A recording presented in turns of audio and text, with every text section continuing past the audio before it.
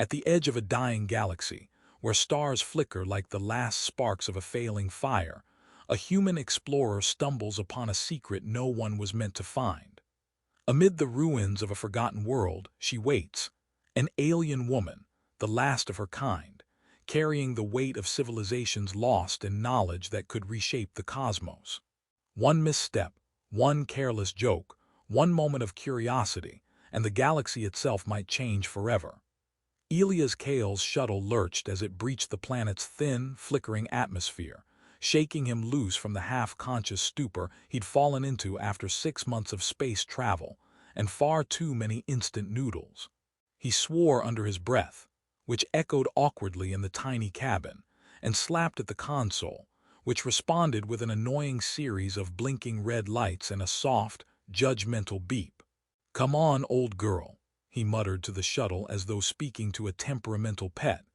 "I said asterisk, gently asterisk, not like we're trying to punch a hole through the atmosphere." Somewhere outside, the dying world laughed, or maybe that was just the wind carrying particulate storms across jagged rock formations. Either way, it was an ominous welcome, and Elias mentally prepared himself for the usual fare of barren deserts and radioactive dust clouds. He had been wrong. The first sign that this planet might hold something unexpected came as the shuttle skidded across a shallow basin of glittering, almost glassy sand that caught the last rays of the fractured sun. The sand shimmered in iridescent blues and purples, and for a brief, heart-stopping moment, Elias thought he'd landed in a dream or perhaps some sci-fi Hollywood set. He stumbled out of the shuttle, his boots crunching against the glass-like grains, and immediately tripped over something. Elias cursed himself and the universe simultaneously, lifting a glowing hand to steady himself, and froze. Standing a few meters away, emerging from the twisted ruins of a city long dead, was a figure so unexpected that his brain refused the luxury of immediate panic.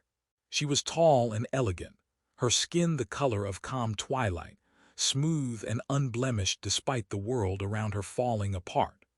Long ears extended from her head in delicate curves, flicking slightly as though registering the subtle hum of the planet. Her blonde hair, impossibly luminous in the dim light, cascaded down her shoulders, catching the wind in a way that made Elias momentarily forget how to breathe. Her eyes were sharp, aware, and mildly suspicious, though that suspicion seemed tinged with curiosity rather than hostility. "I am the last of my kind," she said without preamble, voice melodic but firm, carrying across the ruin-strewn plain like a carefully measured note in an unfinished symphony. Elias blinked. Then he smirked. "Well, that's reassuring," he said. "I was kind of hoping I'd run into a couple dozen, but hey, last of their kind sounds rarer, more collectible. Should I be taking notes?" She raised an eyebrow, the one that was slightly higher, which made the corners of her lips twitch in something like a smile. "Humans," she said, "always with jokes in the face of extinction." "Not jokes," Elias protested, holding up his hands like a peace ambassador. "Observational humor, a coping mechanism. You'd understand if you'd been, well, never mind." He kicked at a chunk of rock which promptly collapsed underfoot and he nearly fell flat on his face. "Okay, mostly jokes." Her laughter was soft but real, and it echoed strangely in the ruined city. Elias realized that despite her declaration of loneliness, there was a warmth to her, a life force that seemed almost defiantly present in the midst of decay. He cautiously approached, trying not to trip over every fragment of metal and stone littering the ground. "I'm Elias, human, amateur archaeologist, full-time disaster magnet." She tilted her head, one long ear flicking, and Elias added, "Yes, I know, your kind invented actual civilization-level safety protocols centuries before humans figured out fire. I promise I'm harmless. Mostly." Her smile widened fractionally. "Lyara," she said, "you will find that most who come here are neither harmless nor amusing." "Well, lucky me," Elias said, adjusting the strap of his pack. "I come fully equipped with both." He gestured vaguely at himself, but in the action, his pack snagged on a protruding piece of metal and sent him stumbling sideways. Lyara's hand shot out and steadied him effortlessly, her touch light but firm, the kind that said, "Yes, you are clumsy, but I will not let the universe destroy you just yet." "Most humans are heavier," she said dryly. "You may be manageable." He laughed, dusting himself off. "Manageable is my middle name. Well, technically, it's Jonathan, but that doesn't quite capture my essence." They began walking together, a strange pair. Human and alien, one who tripped over everything and one who moved as though gliding just above the cracked ground. The ruins they passed were staggering in both scale and strangeness. Monoliths floated just slightly above the cracked earth, humming softly when touched by her fingers. Some of the murals etched into the remaining walls shifted and shimmered as though alive, their patterns rearranging when observed from different angles. Elias tried to poke at one with a stick. A holographic butterfly burst from the surface, fluttered erratically, and promptly landed on his nose. "Not exactly how I planned it," he muttered, flicking it away. Lyara watched, amused. Humans have a unique approach to technology, destructive curiosity, unrefined yet entertaining. They moved deeper into the ruins, past collapsed towers and glassy water reservoirs that reflected the dying suns in fragmented colors. Lyara explained the faint hum of energy beneath their feet, remnants of a civilization whose scientific achievements had once spanned entire star systems. Elias listened with wide eyes, occasionally interjecting with clumsy questions or jokes about how he hoped this civilization had left a manual somewhere. At one point, he tripped over an ancient transport pod partially buried in debris. Lyara sighed, and with a flick of her long fingers it rose gently into the air, spinning to upright. "It is functional," she said, "though not in your hands, human." "I'll take that as a compliment," Elias said, brushing dust off his coat. "I've had worse reviews, though usually not from a blue-skinned, long-eared alien woman with apparently centuries of patience." Lyara chuckled, a soft, musical sound that seemed to resonate with the ruins themselves. Patience is necessary when dealing with humans. As the sun dipped lower, painting the sky in streaks of violet and amber, they discovered the remnants of a library, crystalline orbs hovering in midair, each one humming faintly with stored memories. Lyara gestured, and one orb floated closer to Elias, expanding to reveal fragments of recorded history. Battles waged for survival, treaties forged between species, and innovations so advanced that even the human mind could barely comprehend them. "Careful," Lyara warned. "Not everything here is safe to touch or comprehend." Elias leaned closer, squinting at a projection of a swirling starship that looked like a comet folded in half. "Okay, so basically, this is like a cosmic art gallery with occasional death traps. Got it." Lyara's lips quirked. "You have a way of simplifying the complex, human, hazardous yet effective." They spent hours wandering through the ruins, Elias asking questions, Lyara answering with patience and occasional teasing. He learned about the civilization that had thrived here, its ultimate downfall, and the mysterious energy she could still command, remnants of her ancestors' ingenuity. At one point, Elias tried to make a joke about whether she could teach him to fly one of their ships. Lyara raised an eyebrow. "You would last approximately 3 seconds in full operation." "I'll take my chances," he said, grinning, and immediately tripped over a loose tile.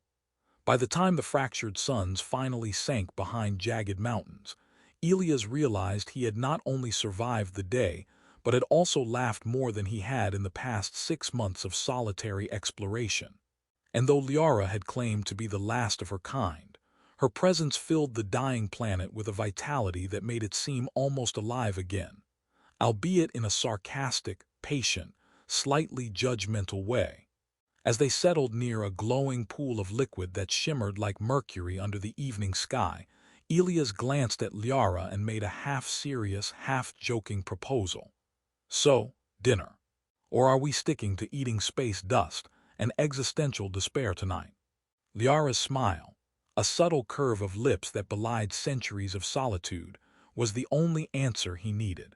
Perhaps something more nourishing, she said, and Elias, for the first time since landing, allowed himself to believe that this discovery, of her, of the ruins, of the strange laughter echoing across a dying world, might be the beginning of something far beyond exploration, far beyond survival, and yes, even far beyond jokes about disaster-prone humans.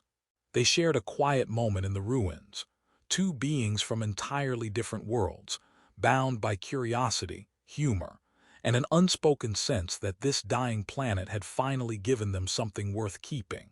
A partnership, fragile yet promising, ready to navigate both the galaxy's wonders and its absurdities. And somewhere in the background the planet hummed, a sound almost like approval, or perhaps just amusement. Elias muttered to himself, smirking at the absurdity of it all. Best first day on a dead planet ever. Lyara's laugh, light and unexpected, answered him, carrying across the ruins as starlight began to settle. The first rays of the planet's twin suns pierced through the fractured clouds, turning the glassy sands into a kaleidoscope of shifting colors. Elias awoke with a start, his back aching from sleeping on a hard, slightly damp rock that he insisted on calling cozy, while Lyara hovered gracefully nearby, arms crossed, observing him with a mixture of patience and mild exasperation.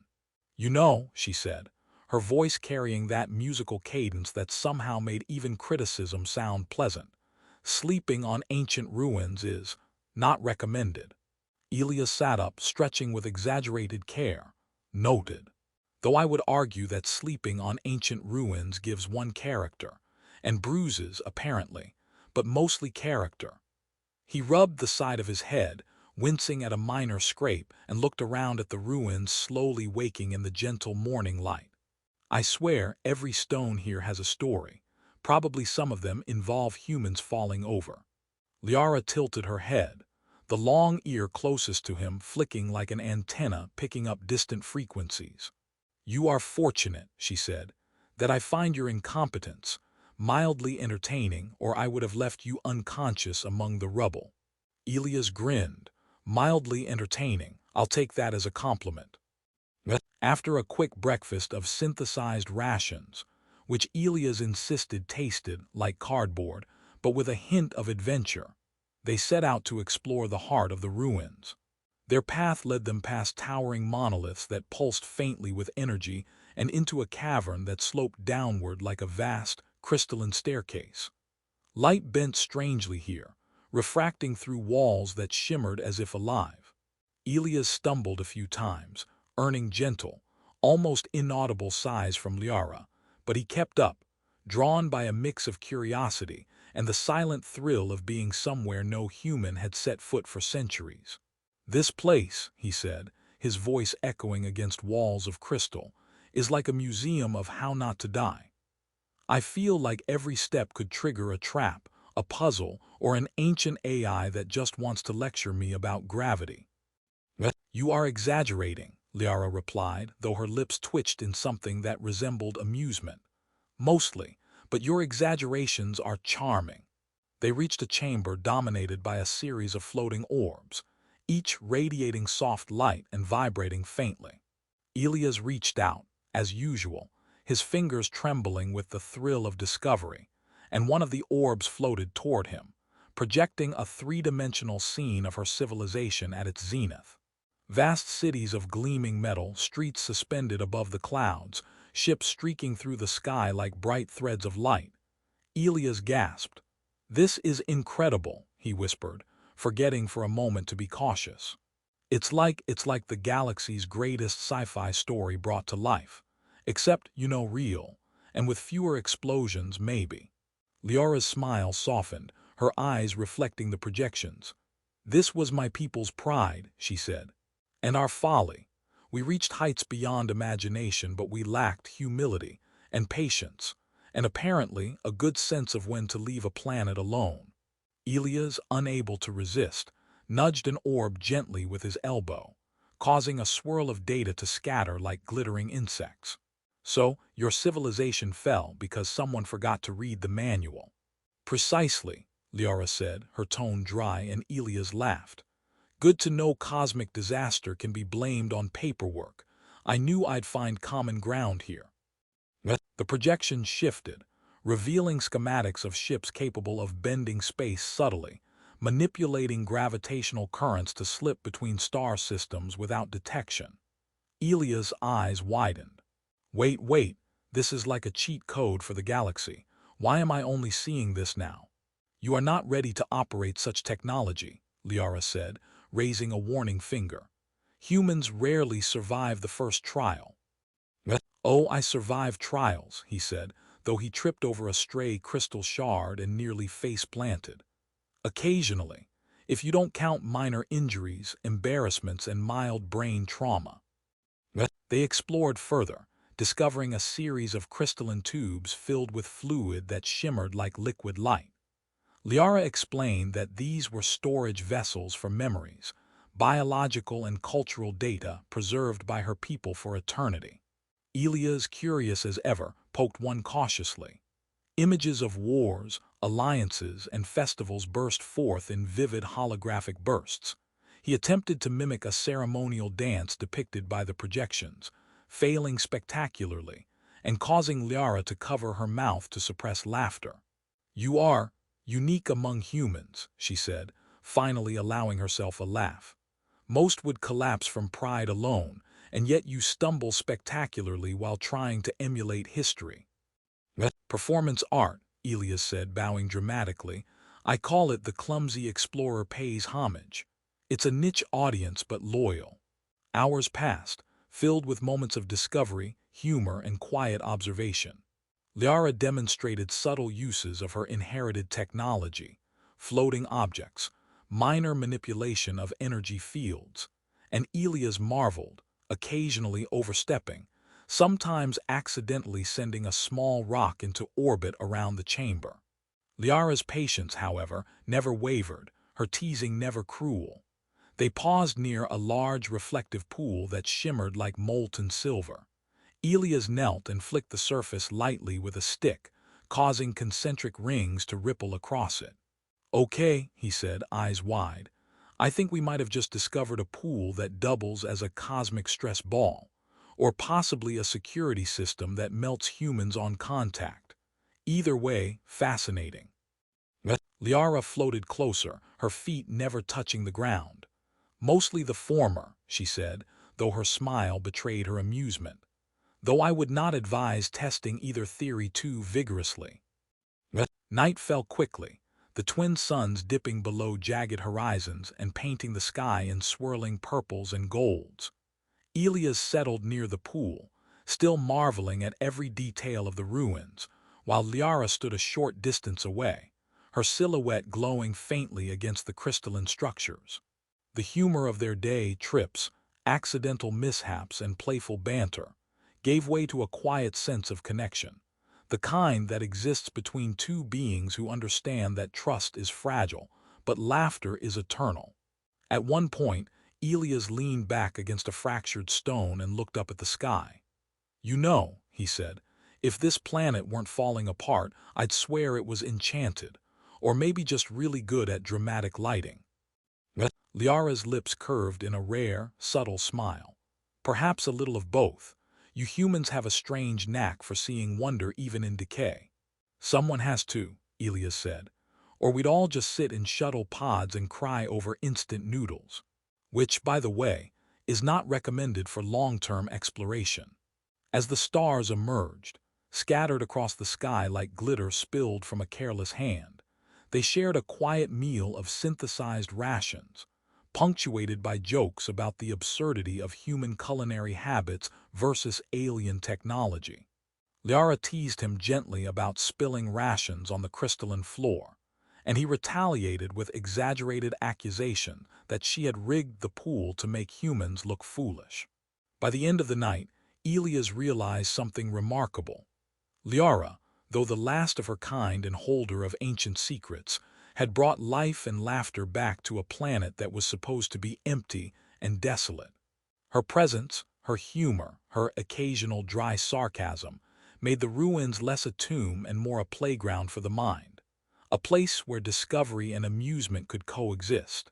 He looked at her, silhouetted against the faintly glowing ruins, and felt the first stirrings of a connection deeper than curiosity. It was not romance, not yet, but a trust built slowly, with laughter, shared mistakes, and mutual fascination. And as they settled to rest, the soft hum of energy from the ruins seemed almost like approval, or perhaps just amusement at the clumsy human who had wandered into her life. Elias murmured to himself, smirking at the absurdity of it all. Day 2 on a dying planet. Somehow, it's already the best adventure I've ever had. Lyara's soft, melodic laughter carried across the ruins once more, mingling with the shimmering light, promising more discoveries, more mistakes, and more moments of laughter in the days to come. The stars stretched endlessly above them, a living mosaic of light and color, as Elias adjusted the controls of the sleek, ancient vessel that Lyara had brought back to life. The ship pulsed faintly beneath his fingers, responding not just to her commands, but somehow to the strange rhythm of their shared laughter and cautious camaraderie. Lyara hovered beside him, her long ears twitching in anticipation, watching him fumble with the interface, which glowed with lines of alien code that seemed almost sentient. "You're going to break something," she said lightly, though her lips quirked in amusement rather than reprimand. Elias gave a mock salute, one hand steadying a lever he wasn't entirely sure he was supposed to touch. "Or create a minor galactic incident. You know, one of those where historians write, human stupidity encountered mysterious alien technology, and the galaxy survived, barely. I aim for historical significance." Lyara's laughter, soft and melodic, filled the cabin. "I will prevent any catastrophe you attempt," she said, "but not necessarily with subtlety." He grinned. "Fair enough. That's why we make a good team, right? You with centuries of wisdom, me with zero caution and infinite optimism." Their journey had carried them beyond the dying planet, through the glittering debris fields of fractured star systems, and across gas giants whose rings shimmered like molten gemstones.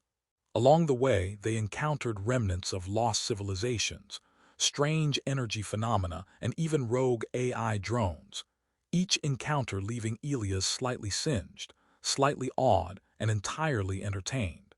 "You humans really have a knack for accidental heroism," Lyara remarked once, after he'd inadvertently rerouted a rogue energy surge that had been threatening to destabilize a nearby colony of crystalline life forms. Elias, covered in a faint layer of glowing residue and slightly singed at the hairline, gave a thumbs up. "See, hero, accidental but heroic nonetheless. You should really start taking notes." Lyara shook her head, though a smile tugged at the corners of her mouth. "Accidental is your specialty." Their dynamic had shifted subtly over the course of their travels. Elias, who had arrived on her planet with clumsy curiosity and a tendency to trip over both rocks and rules, had begun to learn patience, observation, and the quiet art of listening. Lyara, who had lived for centuries with no other soul to share her knowledge, had begun to laugh again, to enjoy companionship without the cautious walls she had always maintained. Together, they were discovering not only the galaxy's secrets but the unexpected joys of collaboration, and of friendship that bordered on something deeper. The turning point came when they stumbled upon a derelict station orbiting a gas giant, a relic of a long-forgotten alliance of civilizations.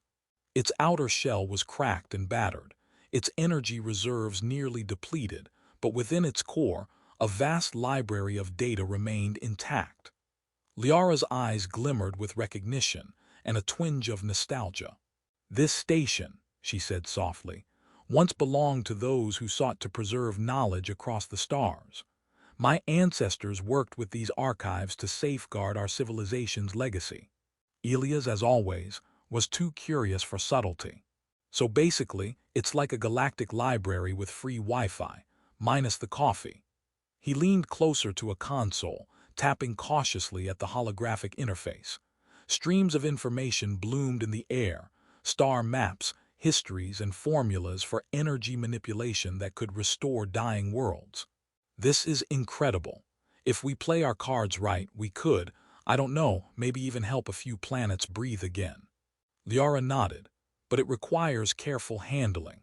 One wrong calculation could collapse the energy fields entirely.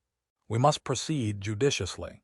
Judiciously, got it, Elias said, though his eyes gleamed with mischievous determination.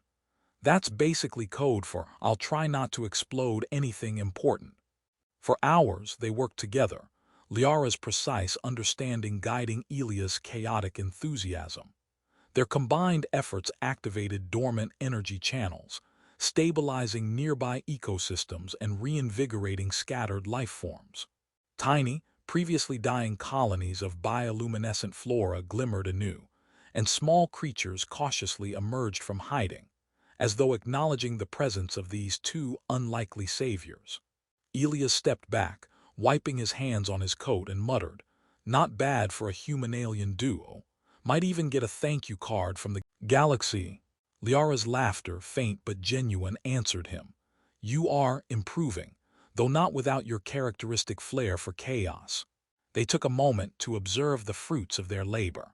The station hummed with renewed energy, casting shimmering reflections across the gas giant's rings. Elias allowed himself a quiet pride. For the first time, he felt that his curiosity and persistence had tangible, positive consequences. He had started this journey seeking adventure, and he was leaving it with understanding, responsibility, and a strange but comforting sense of accomplishment. Later, they ventured beyond the station, passing through fields of drifting crystal shards and navigating asteroid belts that glittered like cosmic jewelry. Elias attempted a playful maneuver, spiraling the ship briefly in a loop, only for Lyara to sigh and steady them with subtle manipulation of the ship's energy fields. "One day," she said, "you may learn restraint, or at least attempt it convincingly." "Attempting is half the fun," Elias replied, winking, and promptly slammed into a minor asteroid, sending a spray of debris dancing across the cockpit. Lyara shook her head, smiling as she corrected their course. As they approached a quiet, uninhabited star system, the tension of previous encounters dissolved into a gentle peace. They found a small, verdant planet, untouched and serene, where they could rest and reflect. Elias looked at Lyara, the blue-skinned alien with the glowing blonde hair, long ears twitching slightly in the planetary breeze, and realized how much he had changed. He had arrived as a curious explorer, impulsive and often reckless, but he was leaving with a sense of care, responsibility, and deep respect for life, for history, and for Lyara herself. Lyara, observing him, felt a change as well. Her patience, honed over centuries of solitude, had softened into trust, warmth, and a willingness to share not just knowledge, but companionship. The galaxy, vast and unpredictable, had finally offered her a partner, not perfect, not infallible, but human, earnest, and capable of laughter. They settled on the planet's surface, the alien sun casting a gentle glow across shimmering lakes and gentle hills. Elias, with a grin, unpacked a small device and attempted to cook a makeshift meal, which smelled suspiciously like burnt rations mixed with sparks of whatever energy had leaked from the ship. Lyara observed silently, tilting her head until she finally allowed herself a laugh. "Humans," she murmured, "always finding new ways to test survival skills." "And you said I was clumsy," Elias said, offering her a half-burnt morsel with a mock flourish. "Try this, and you'll know true bravery." She accepted it with grace, the gesture a quiet symbol of trust and shared absurdity. They ate, laughed, and watched twin suns set, painting the sky in hues neither could name, but both recognized as beautiful. As night fell, Elias leaned back, staring at the stars, and felt the quiet satisfaction of a journey completed. They had faced decay, discovered wonders, laughed at mistakes, and most importantly, formed a bond that transcended worlds, species, and centuries of solitude. The galaxy, vast and unpredictable, suddenly seemed a little smaller, a little brighter, and infinitely more promising. Lyara joined him, settling nearby, and the silence between them was comfortable, filled with mutual understanding and shared accomplishment. Elias realized that adventure was no longer just about discovery. It was about connection, growth, and the ability to find joy even amidst the vast, indifferent cosmos. Tomorrow, Elias said softly, we start exploring again, right? Lyara's lips curved into a small, knowing smile. Tomorrow we explore, carefully, and perhaps with fewer minor explosions. Elias laughed, the sound echoing across the serene landscape. Fewer explosions. I can manage that, probably. They sat together, gazing at the stars, the ruins of the galaxy behind them, and the promise of countless adventures ahead. And in that moment, both human and alien knew they had found something extraordinary. Not just a mission or a discovery, but companionship, laughter, and a shared understanding of what it meant to truly navigate the wonders of the cosmos together. The galaxy, immense and shimmering with infinite possibilities, no longer felt lonely. And for Elias and Lyara, that was more than enough.